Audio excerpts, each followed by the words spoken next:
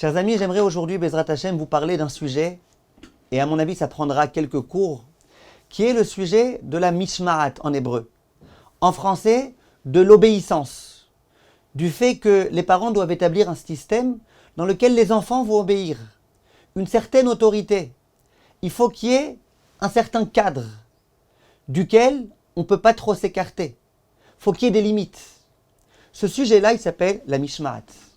Comment faire pour qu'à la maison, il y ait une mishmaat? Pour que lorsque le père demande quelque chose, que ce soit fait. Lorsque la mère demande quelque chose, que ce soit fait. Comment faire pour établir un certain nombre de règles? Mais tout d'abord, j'aimerais vous dire qu'on vit dans un monde dans lequel un certain nombre de pédagogues, psychologues modernes ont inventé des nouvelles théories, évidemment modernes, selon lesquelles c'est pas bon du tout d'exercer une certaine coercition, de forcer les enfants à se comporter selon telle et telle pensée, qu'il faut absolument leur laisser l'entière liberté. C'est à eux de choisir. Et ils ont voulu dire, d'ailleurs, que les enfants qu'on oblige trop à faire ceci et cela, finalement, ils n'ont pas d'initiative, finalement, ils ne savent pas ce qu'ils sont en quête identitaire, ils deviennent complètement fous, ils sont sans arrêt tristes, ils ont sans arrêt de la peine, etc., etc., etc.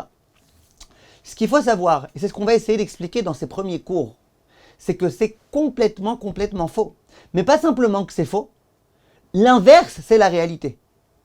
Si tu veux que ton fils, il ait l'initiative, si tu veux que ton fils, il fasse des choses, qu'il ne vive pas toute sa vie dans des peurs et des angoisses inexpliquées, il n'y a qu'une chose à faire, c'est à établir des règles à la maison, qu'il y ait des règles très claires. Que toi, père, tu sois un père avec du charisme, avec de la présence. Toi, mère, que tu sois une mère qui sache ce que tu veux dans la vie, qui quand t'as dit non, c'est non. On va essayer d'expliquer, Bezrat Hashem, l'une des raisons pour laquelle ces psychologues se sont malheureusement trompés. C'est parce qu'ils ont mal compris c'était quoi mishmaat. Ils ont pris des parents qui étaient des vrais tyrans et ils ont vu que leurs enfants, évidemment, ils souffrent de beaucoup de problèmes. Nous, on ne parle pas d'être un tyran. Et Bezrat Hashem, on expliquera c'est quoi exactement la mishmaat et comment on y arrive. Vous allez me dire, mais comment vous osez, Rav, dire quelque chose comme ça? Pourtant, il y a écrit Chochma bagoim ta'amin. La chochma, la sagesse qui provient, qui est professée par les non-juifs, il faut y croire. La réponse est très simple. La sagesse qui provient des goïms, oui. Les idioties qui sortent des goïms, non. La Torah explicitement, elle nous dit, c'est pas comme ça qu'on éduque des enfants. Et vous verrez, Bezrat Hashem, pourquoi et comment. Donc il faut savoir qu'il y a un certain nombre de lois. Je peux juste vous donner un exemple personnel. Je connais quelqu'un, je le connais même très bien. C'est un homme religieux, sa femme elle est religieuse, elle se couvre la tête, elle observe toutes les lois. Ils ont eu des enfants, beaucoup d'enfants, Baruch Hashem.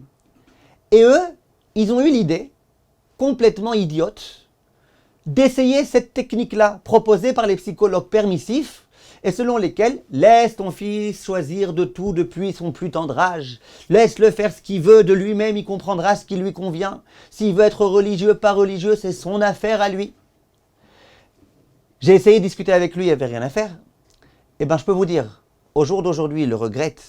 Au jour d'aujourd'hui, tous ses enfants, tous, je les connais tous ces enfants, ils sont complètement, excusez-moi de l'expression, partis en cacahuète. Pas simplement qu'ils ne sont pas religieux alors que les deux parents sont religieux, mais vraiment de façon, j'allais dire, exagérée. Alors que dans la même famille, les autres frères de cet homme-là, ils ont tous des enfants hyper religieux. Donc, de laisser son fils complètement paumé, et lui dire, on ne te dira rien. Ne demande pas ce qu'on pense, on ne te dira rien. Fais vraiment ce que tu veux, tu fais tes choix. Ça donne des gens qui sont paumés, qui ne savent pas ce qu'ils veulent dans la vie et qui auront assurément besoin finalement d'un psychologue, d'un psychiatre. Et avec tout ça, va savoir si ça pourra aider. Les parents, ils vont avoir un rôle. C'est de dire aux enfants, le feu, tu ne touches pas. C'est dangereux, attention. Ça ne fait pas. Ne te jette pas de la fenêtre, même si tu habites qu'au 2e étage. A fortiori si tu es au haut de la tour Eiffel. Attention à ce que tu fais. Et dans le même ordre d'idées, les parents doivent dire il y a des choses à faire, des choses à ne pas faire, spirituellement parlant, et dans le comportement, il y a des choses qui se font, des choses qui ne se font pas, des choses qui sont polies, des choses qui sont mal polies, des choses qui procèdent de la civilité, des choses qui ne procèdent pas du tout de la civilité. C'est quelque chose qui est tout à fait évident. C'est la raison pour laquelle j'ai décidé, Bezrat Hashem, et une grande partie de ce que je dis est inspiré des propos du Rav Yaakov Zon, le pédagogue numéro 1 en Israël, reconnu de tous les Gdolei Israël.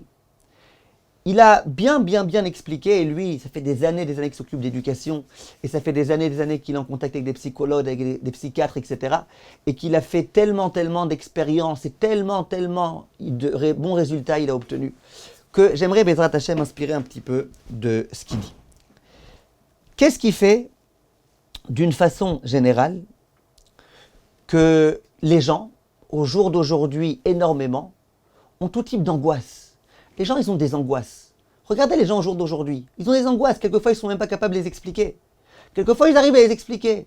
Les gens, ils ont peur des virus. Les gens, ils ont peur des attentats. Les gens, ils ont peur de sortir dans la rue. Ils ont peur de se faire attaquer. Les gens, ils ont peur de ne pas réussir. Ils ont peur de se lancer dans une affaire et de faire faillite. Les gens, ils sont hyper angoissés, les gens, au jour d'aujourd'hui. Très angoissés.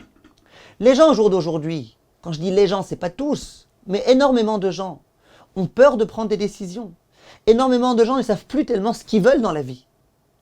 Parfois noir, parfois blanc, parfois ceci, parfois cela.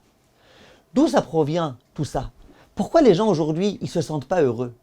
Pourquoi les gens, ils se sentent peut-être même, j'ai pas envie de dire, mais malheureux? Qu'est-ce qui se passe? Toutes ces choses-là, l'angoisse, le fait de se sentir pas bien, etc., ça provient d'un phénomène. Ce phénomène s'appelle le manque de bitachon. Alors, bitachon, bien évidemment, le meilleur, c'est le bitachon en Akadosh Baruch Hu, avoir confiance en Hachem. Si j'ai confiance qu'Hachem s'occupe de moi, qu'Hachem se préoccupe de moi, j'aurai aucun problème. Mais à part ça, le manque de bitachon, ça veut dire toujours se sentir menacé par tous les aléas de la vie, menacé par tous les ennemis qui me guettent, menacé par tous les échecs qui peuvent m'attendre. Lorsque je vis de cette façon-là, je me sens menacé. Et quand je me sens menacé, je suis malheureux, je me sens pas bien. Même quand je me sens bien, je me dis ouais mais ça va pas durer. Et qui dit que ça va continuer? Les gens, ils sont complètement malades au jour d'aujourd'hui. D'où ça provient tout ça? Ça provient d'un manque de bitachon. On n'est pas suffisamment rassuré. L'homme n'est pas rassuré. L'homme a peur de mourir. L'homme a peur de ne pas avoir suffisamment d'argent pour pouvoir manger et nourrir ses enfants. L'homme a peur de finalement se retrouver tout seul et de mourir de solitude. L'homme a peur, il ne se sent pas rassuré. Il ne se sent pas suffisamment rassuré. Ce qu'on va expliquer, Bezrat Hashem, dans ces cours, dans cette première partie de cours, c'est comment les parents, en tant qu'éducateurs, s'ils mettent en place un système qui s'appelle une mishmaat, un cadre très clair, des limites très précises, si les parents ils font preuve de présence, si les parents ils sont forts, ça ne veut pas dire crier, ça ne veut pas dire donner des coups. Mais s'ils sont forts, on va expliquer ça veut dire quoi être fort, on va voir comment ça va aider à donner à nos enfants toute cette dimension qui s'appelle celle de l'assurance. Nos enfants, ils seront rassurés, nos enfants, ils auront de l'assurance, nos enfants, ils auront le sens de l'essai, de l'initiative, ils auront peur de rien. On va essayer d'expliquer comment ça marche. En attendant, juste pour finir cette petite partie, avant de se demander comment les parents vont pouvoir agir ici, nous, en tant que juifs religieux, qu'est-ce qu'on dit? On dit il faut travailler beaucoup le bitachon b'Hashem. Il faut comprendre que le olam haba, c'est ça, le monde éternel. Et que ce monde-ci, c'est un monde éphémère. Et donc dans ce monde éphémère, c'est pas très grave. De toute façon, si je meurs maximum, c'est pas grave. L'essentiel, qu'est-ce qui va se passer quand je serai en haut? Et ça, c'est un travail que chacun aura à faire. Mais sachez même là une chose importante. C'est que les parents, ils ont un rôle à jouer.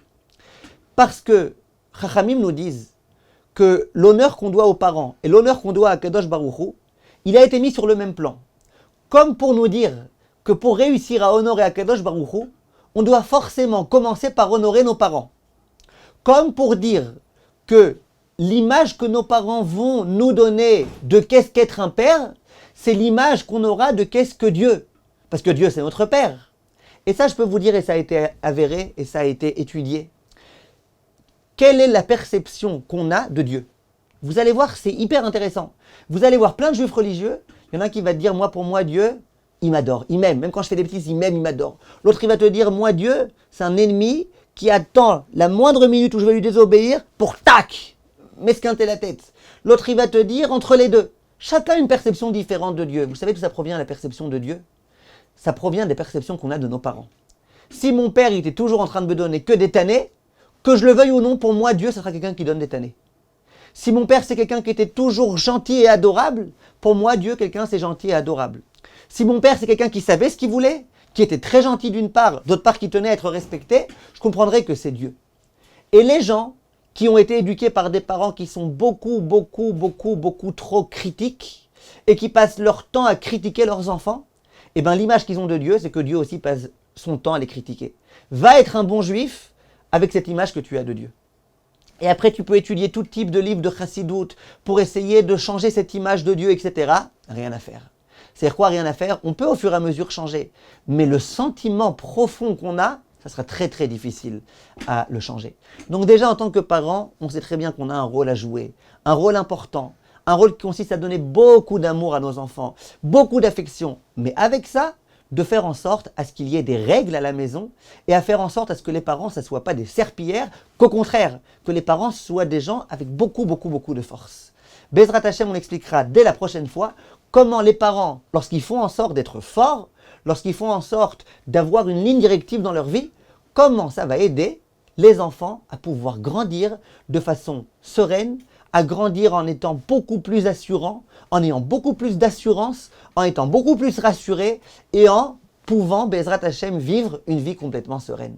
On se retrouve la prochaine fois, Bezrat Hashem, pour la suite. Merci de votre attention et à bientôt.